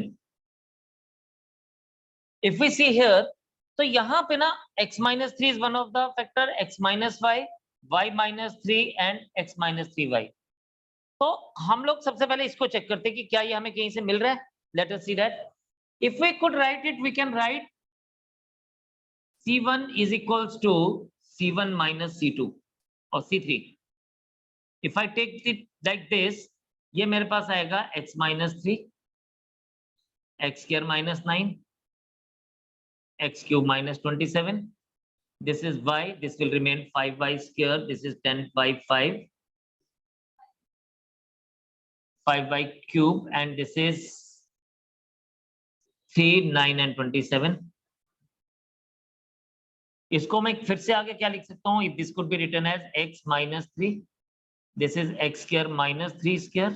this is x cube minus 3 cube, this is y 5y cube 10y raised to power 5 3 9 and 27।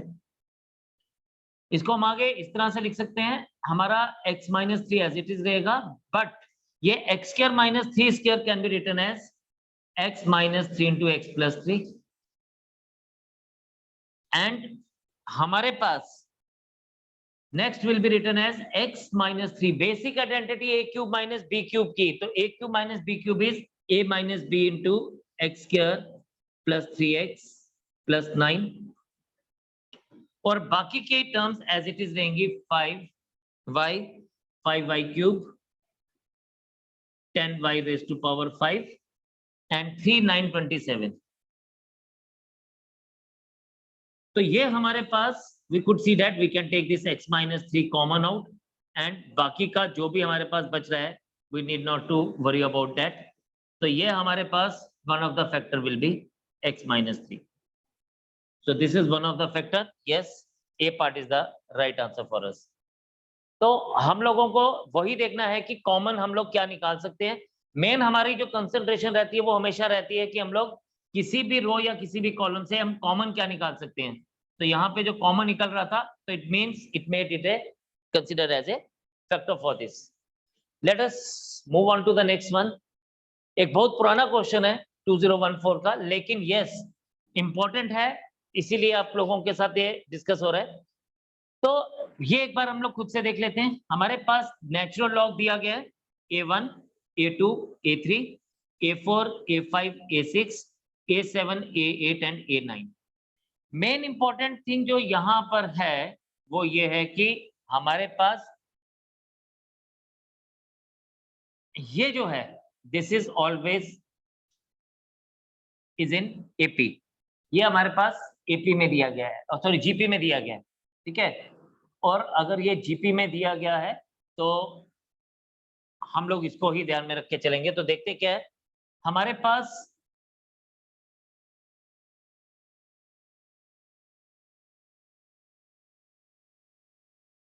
ये दिया गया इस तरह से natural log a1 natural log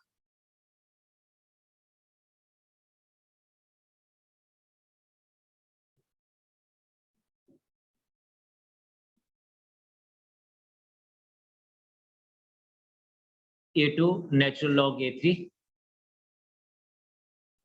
ठीक है, फिर natural log a4 a5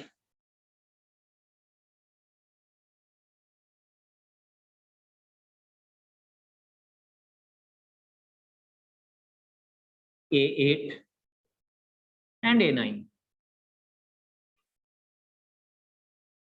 ठीक है। इसने हमें क्या बोला, इसने बोला ये जीपी में है, तो मैं इसको ऐसे कह सकता हूँ अगर a1 a2 a3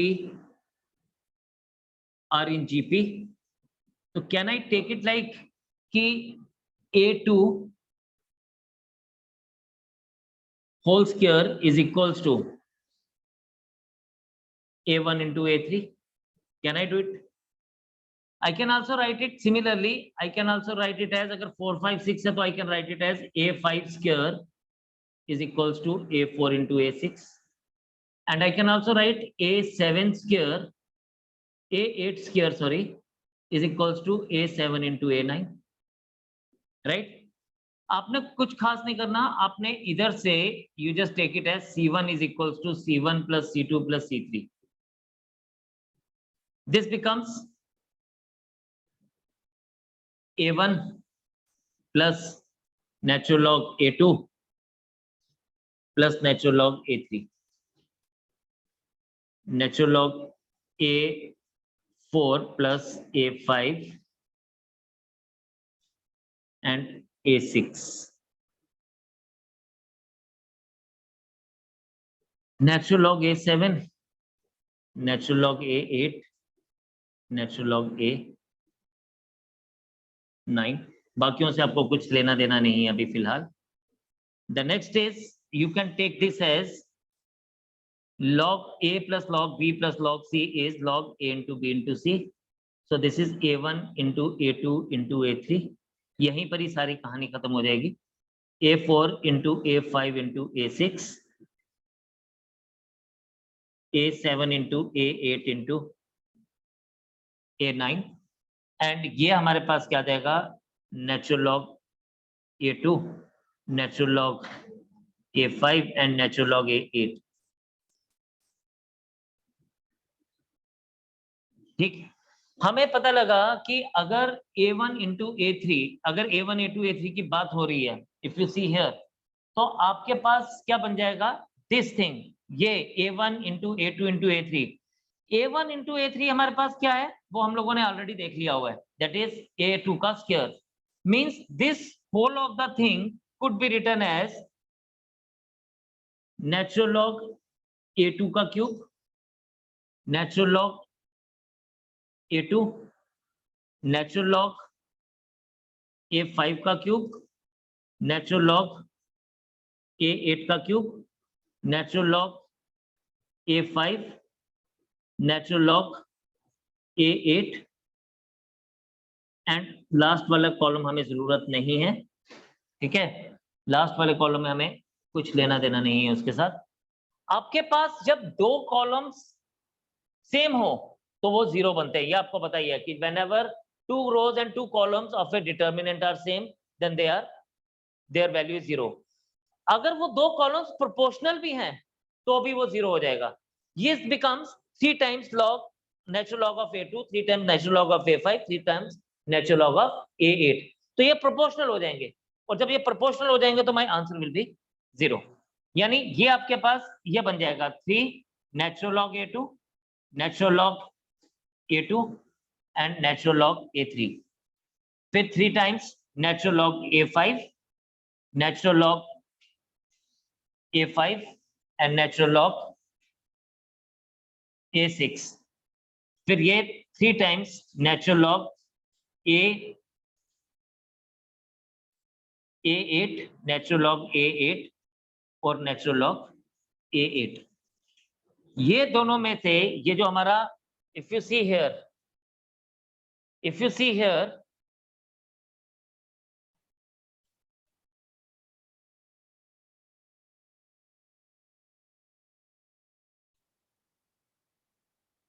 ये जो हमारे पास दोनों कॉलम्स हैं they are proportional, and since they are proportional तो इसलिए इसका वैल्यू हमारे पास जीरो आएगा, ठीक है। तो मेन इंपॉर्टेंट जो थी ये हमारे पास लॉग की प्रॉपर्टीज यूज हुई, और प्लस हम लोगों ने जीपी की प्रॉपर्टीज को यूज किया। तो कई बार हमारे पास किसी और चैप्टर की बेसिक प्रॉपर्टीज को भी हमें यूज करना पड़ता है, तो this was best example for that question. Let us go on to the next one. Again ये हमारे पास, this is a very simple question, ये आप ही ट्राई करेंगे। This is a very simple question, you just have to find out the answer. ये बोलता है if p q r s are any four different prime numbers less than 20, what is the maximum value of the determinant।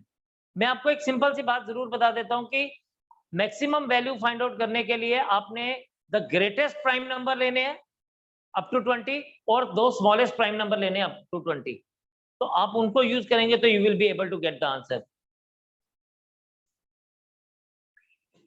Of course इसने बोला है they are any different four prime numbers, what is the maximum value of, तो आपको 2 cross 2 determinant की value लेनी है, आपको दो ग्रेटेस्ट लेने हैं, यहाँ पे दो ग्रेटेस्ट वैल्यूज ले लीजिए G1 एंड G2, यहाँ पे दो स्मॉलेस्ट ले लीजिए, this into this minus this into this, तो आपके पास रिक्वायर्ड आंसर आ जाएगा। तो आपको मैक्सिमम वैल्यू तब मिलेगी जब आप एक तरफ दो ग्रेटेस्ट लेंगे और एक तरफ दो स्मॉलेस्ट वैल्यूज लेंगे। शाबाश, यस इट इज। आपके पास एक वैल्यू आएगी 19 एंड 17 और यहाँ पे आप 3 एंड 2 ले लीजिए, you will be getting it as 323 minus 6, so your final answer would be 317। so this is the answer for us। come on, this is again a question asked in 2021, this is for you।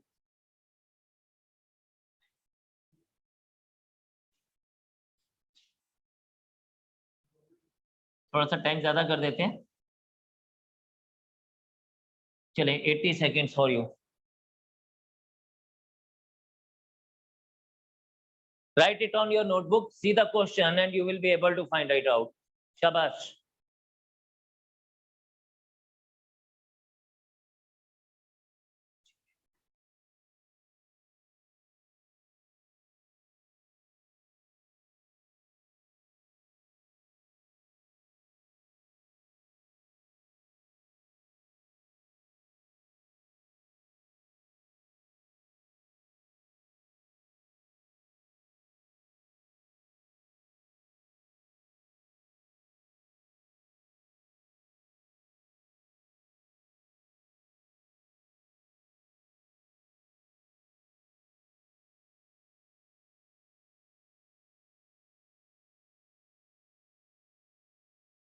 ओमन latest question है, try करें। शाबाश।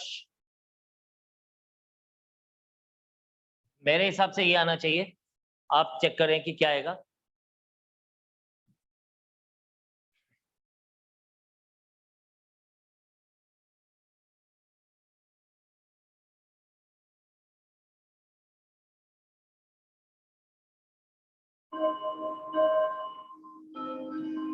देखें इस तरह के questions में ना, ये जो प्लस वाली है ना, क्योंकि GHI है, ये किसी ना किसी तरह से कटेंगी।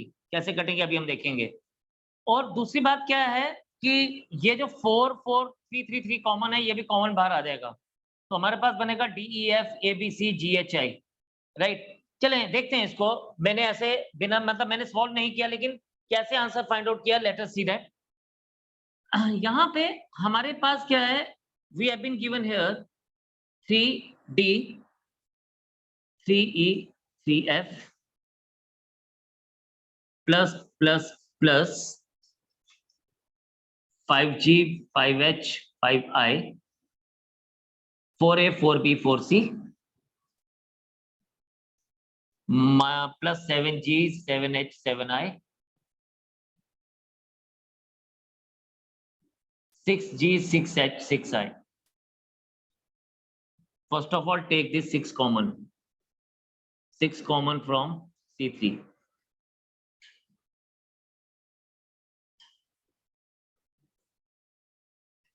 CD 3E 3F plus 5G 5H 5I 6 यहाँ बाहर लिख दिया गया 4A plus 7G plus 4B plus 7H plus 4C plus 7I और ये GHI लिख दिया गया। ठीक है। C1 is C1 minus 5 times C3 and C2 is C2 minus 7 times C3। ये आपके पास क्या बन गया 6 3D 3E 3F 4A 4B 4C and G H and I 3 and 4 common from C1 and C2 respectively। तो ये आपके पास क्या बन गया, this becomes 6 into 4 into 3 और ये बन गया आपके पास DEF ABC GHI। इन दोनों को आपस में इंटरचेंज कर दीजिए, ये आएगा 72 टाइम्स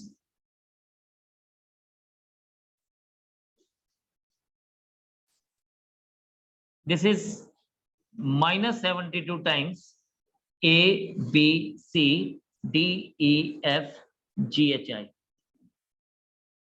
हमारे को इस डिट की वैल्यू दी गई है।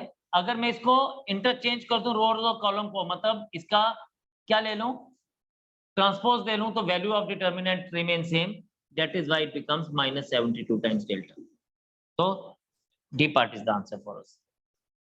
तो हम लोगों को बेसिक को ही करना है। सबसे पहले हम लोगों ने इसको हटाया और ये वाली चीजें हटेंगी विद द टाइम। ये आपको प्रैक्टिस से ये पता चल जाएगा कि आपको ये, तो ये हटनी ही हटनी थी। और हमारे पास ऑफ कोर्स आंसर डेल्टा की शेप में दिया गया है। डेल्टा की शेप में आंसर देने का मतलब सिंपल सा इतना ही है कि ये वाली वैल्यूज को एलिमिनेट होना ही होना है। ठीक है जी। Let us do another one. This was asked in 2019। तो let's see what is the value of k। हम लोगों को यहाँ पे ये फाइंड आउट करना है। मैं आपको एक छोटा सा हिंट दे देता हूं, ट्राई आप करेंगे।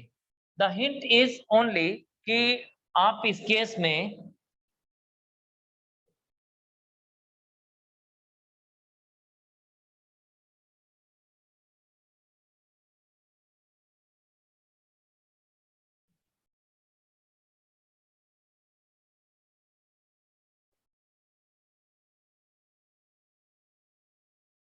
यस, आप एक काम कर दीजिए, बस आप ना एक ऑपरेशन यूज कर लीजिए, R1 is equals to R1 plus R2।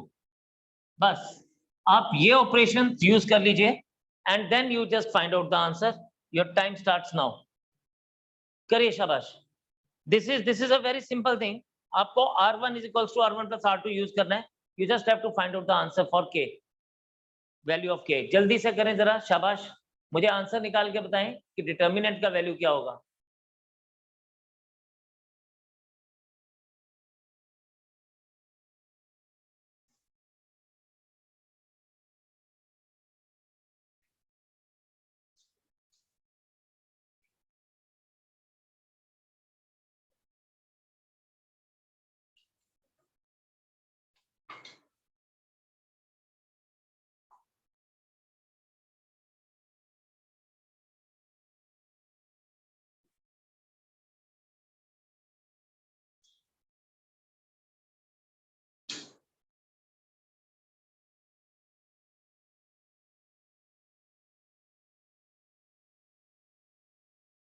Anyone?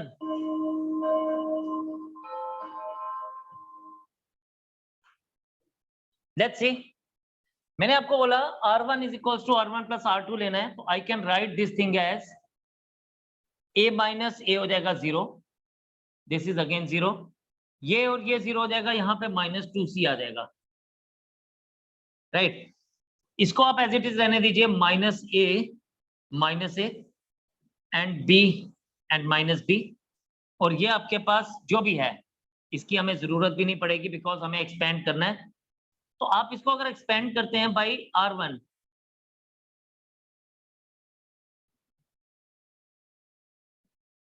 तो ये आपके पास क्या बन जाएगा, 0 minus 0 -2C into, look at this, minus into minus is plus, ये plus A B and this is again plus A B, this becomes -4ABC।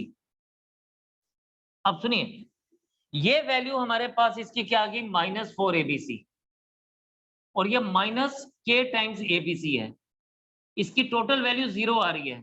तो K की वैल्यू को हमें क्या लेना है, इस K की वैल्यू को अगर मैं -4 लूंगा, अब दो वैल्यूज हैं, यहाँ पे कंफ्यूज नहीं होना, ये -4ABC है और ये बीच में माइनस का साइन भी है, इसीलिए K की वैल्यू हम लोग -4 लेंगे, +4 नहीं लेंगे। ये बड़ा इंपॉर्टेंट सी बात है, अगेन सिर्फ साइन का फर्क है।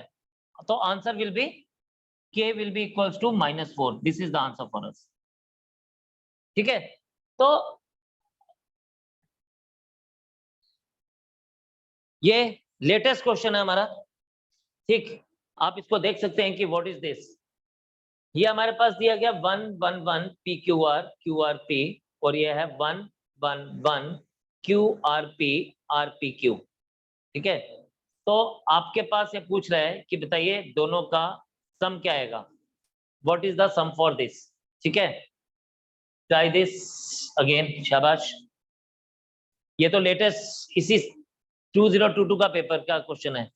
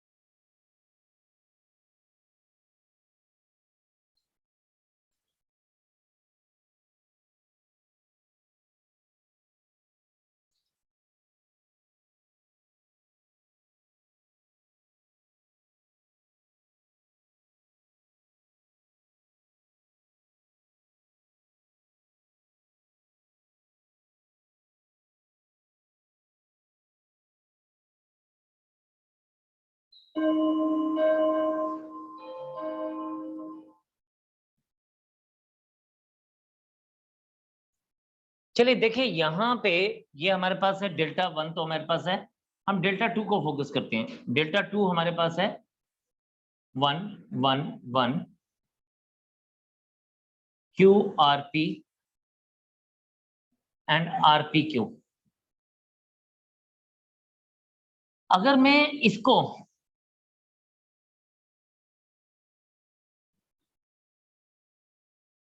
मैं इसको यहां से दो प्लेसेस शिफ्ट कर दूं तो मेरे पास डेल्टा 2 क्या बनेगा? This delta 2 becomes -1 raise to power 2 और ये आ जाएगा 1 PQ 1 R 1 QR and 1 RP। और डेल्टा 2 को मैं अगर ऐसे भी लिख दूं तो भी कोई प्रॉब्लम नहीं है, because if the rows or columns are interchanged, it doesn't make any difference to the determinant. यानी delta 1 plus delta 2 would be same, so it becomes 2 times delta 1। ठीक है, तो हमारी वैल्यू जो है वो 2 times delta 1 आएगी। अब 2 times delta 1 तो आएगी, ये हमारे पास डिपेंड करता है कि PQR क्या है। ठीक है, ये हमारे पास PQR क्या है। अगर तो PQR हमारे पास पॉजिटिव है तो this value will be positive, otherwise it is negative. तो हमारे पास this option is the answer for us. ठीक है, बट मेन इंपॉर्टेंट चीज जो हमने सीखी वो क्या, कि हमने डेल्टा 2 को कैसे डेल्टा 1 जैसा सेम बना दिया। ठीक है, that was the thing to learn. Again ये एक सिंपल सा क्वेश्चन है आपके पास, बिल्कुल बेसिक जो हम लोगों ने पढ़ा था ये उसी का ही रिजल्ट है। Just try this, very very easy question it is. Nice, very good. तो जिसको ये 12 दिख गया, देखो 10 सेकंड भी नहीं और आपको आंसर दिख गया, बिकॉज आपको पता है कि this thing can B ABC। अगर हम कॉमन ले लें तो ये आपके पास बन जाएगा 1 1 1। This is ABC, A square B square C square and this is ABC into, आपको पता है कि ये क्या है, हमने पढ़ा A minus B into B minus C into C minus A, और इवेंचुअली दोनों की वैल्यूज हम लोगों को गिवन है, तो it is 6 cross 2 and answer is 12। तो इतना ही टाइम लगना चाहिए या इतना ही टाइम लगेगा। अब जो लोग इसको पूरा पूरा सॉल्व करेंगे डेफिनेटली वो टाइम वेस्ट करेंगे, right. Let us move on to the next one. This is again the same thing. देखो अगेन 2022 में सेम वही दोबारा से वापस आ गया, ABC BCA CAB। ठीक है, अब ये हमसे क्या बोलता है, ये बोलता है under which one of the following condition, ठीक है, under which one of the following condition ABC BCA CAB vanish. ये कब वैनिश होगा? देखिए हमारे पास ये जीरो कब बनेगा, दिस इज व्हाट वी से, राइट। अब आपके पास क्या है, हमारे पास ये तीन चीजें हैं, या तो हम इसको क्या लेते हैं, ये हमारे पास है minus of A cube plus B cube plus C cube minus 3ABC, right. तो अगर A cube plus B cube plus C cube 3ABC के बराबर है तो ये जीरो हो जाएगा। ठीक है, इट मींस इट फॉलोज। और हम लोग इसको क्या लिखते हैं, हम इसको लिखते हैं minus A plus B plus C into A square plus B square plus C square minus AB minus BC minus CA। अब जीरो कब बनेगा, चाहे A plus B plus C zero ले लो, चाहे इसको जीरो ले लो। मतलब हमारे लिए तो ये तीनों के तीनों ही हमारे लिए काम के बंदे हैं। तो यानी फर्स्ट ले लो, सेकंड ले लो, थर्ड ले लो, this thing will become zero if any of these three conditions satisfy. So this is the answer. So answer option is D. Again this was asked in the latest exam. तो आपको बस वही basic चीजें अगर पता है तो you will be able to find out the answer, right? चले जी, ये आप ट्राई करेंगे, शाबाश। This is again asked in the year 2022. शाबाश everyone, just start it. This is a very easy one, very very easy one.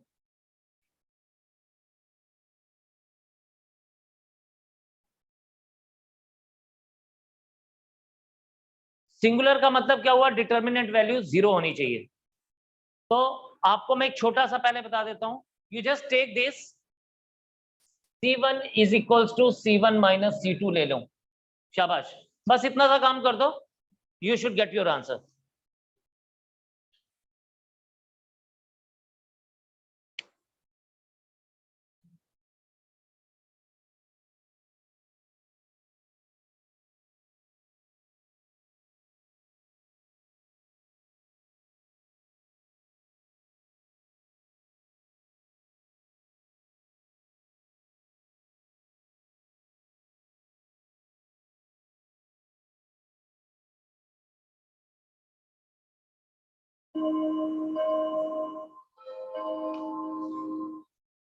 Let's check.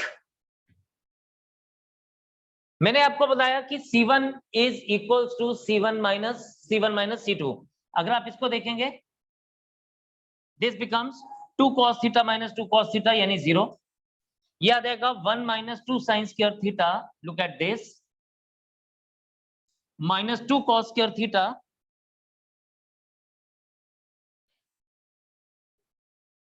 Plus 1 and then k minus 2k is minus k. Rest 2 cos 2 theta, 2 cos square theta minus 1 and 2k, 6, 3 and 1. Right? This becomes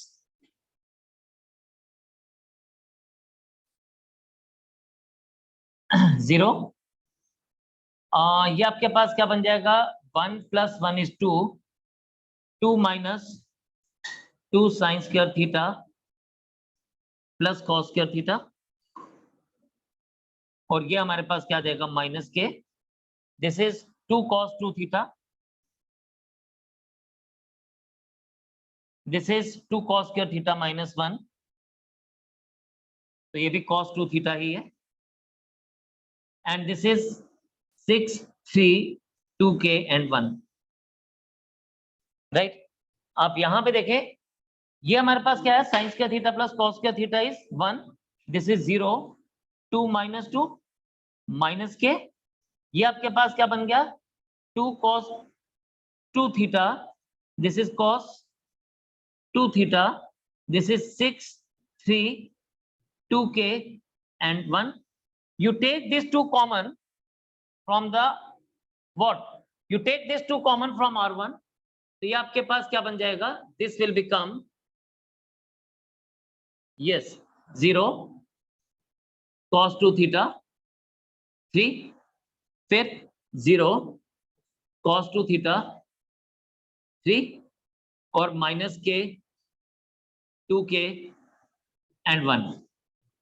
sorry, ये determinant का sign लेना था मुझे, एक second.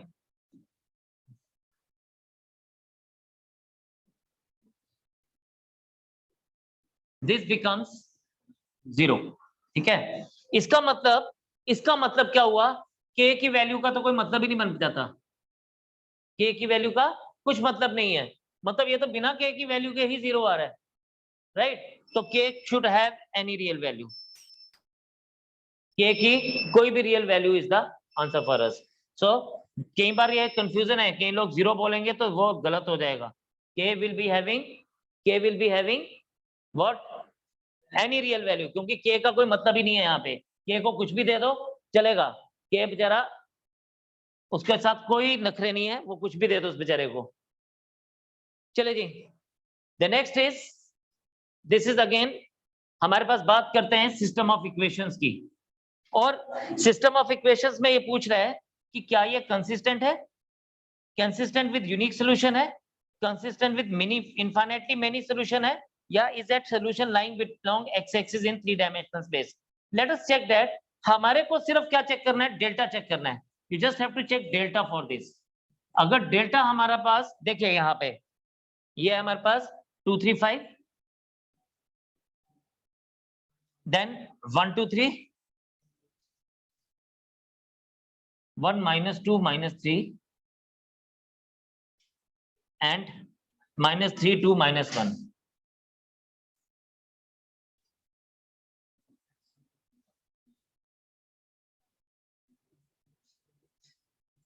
This is 2, plus 6 -1 into -3 -10 plus -3 into -9 plus 10।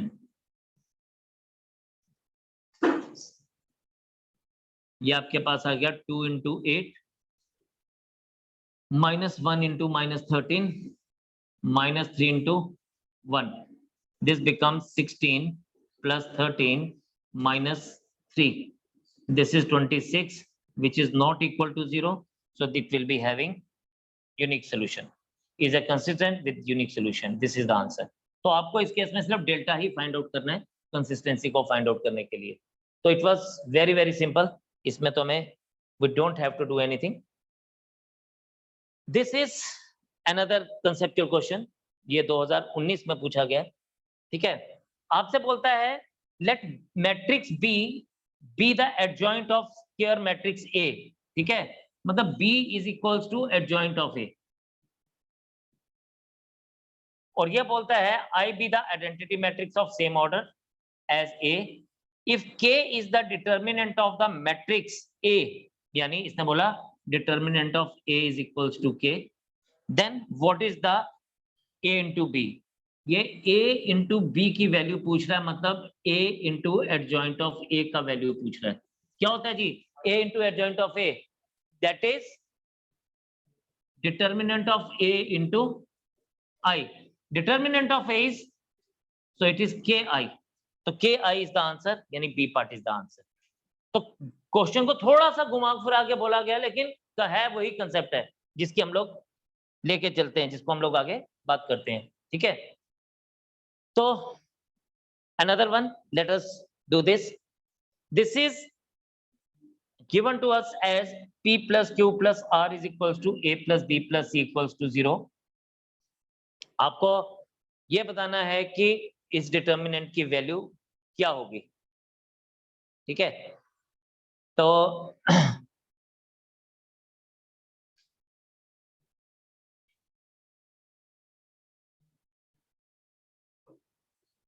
शाबाश, try करें जरा।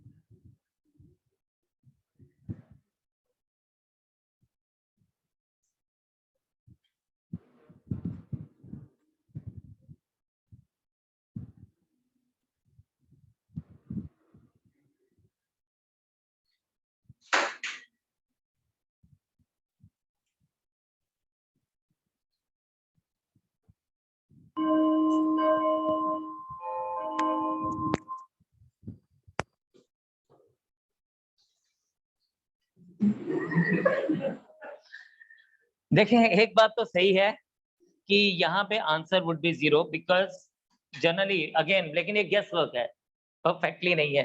हाँ, बहुत सारी जगहों पे जब क्वेश्चन में ऑप्शन में 0 है तो आंसर 0 लिया जा सकता है, लेकिन लेट अस सी कि हम इसको कैसे लेके चल सकते हैं। हम इसमें ना कुछ सेपरेट नहीं हो पा रहा है किसी भी तरीके से, ना ही कुछ कॉमन हमें मिल पा रहा है। तो हम इसको प्रॉपरली जैसे ओपन करते हैं वैसे ही करेंगे। This can be written as PA into this is QR A² minus P² BC, then minus QB into, we take it as Q² AC, and then RB PR B² plus RC into PQ C²,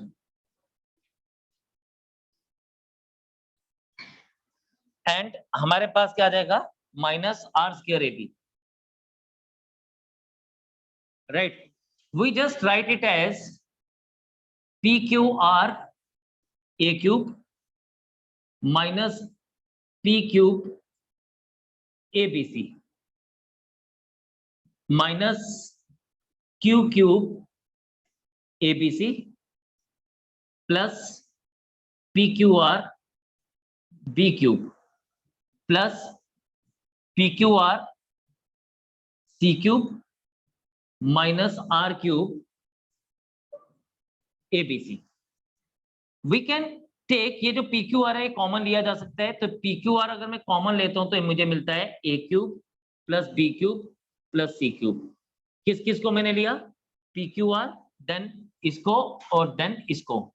जो बाकी बचे उनमें से ABC common ले सकता हूं, तो वो भी मुझे मिल रहा है P³ plus Q³ plus R³।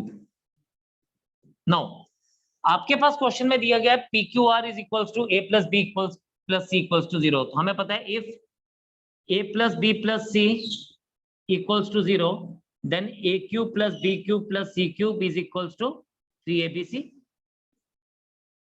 And in the same way अगर P plus Q plus R equals to 0 है, then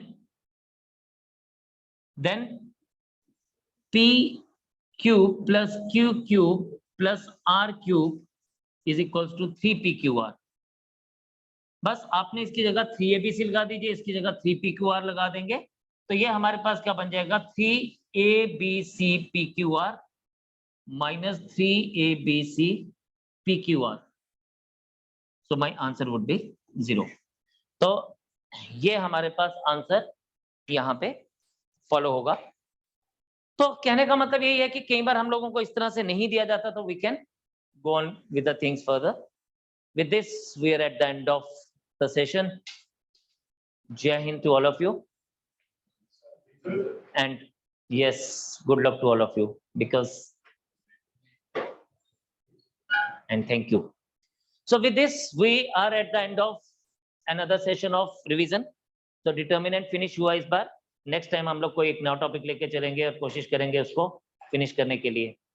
So see you next time with more question and with next some new topic.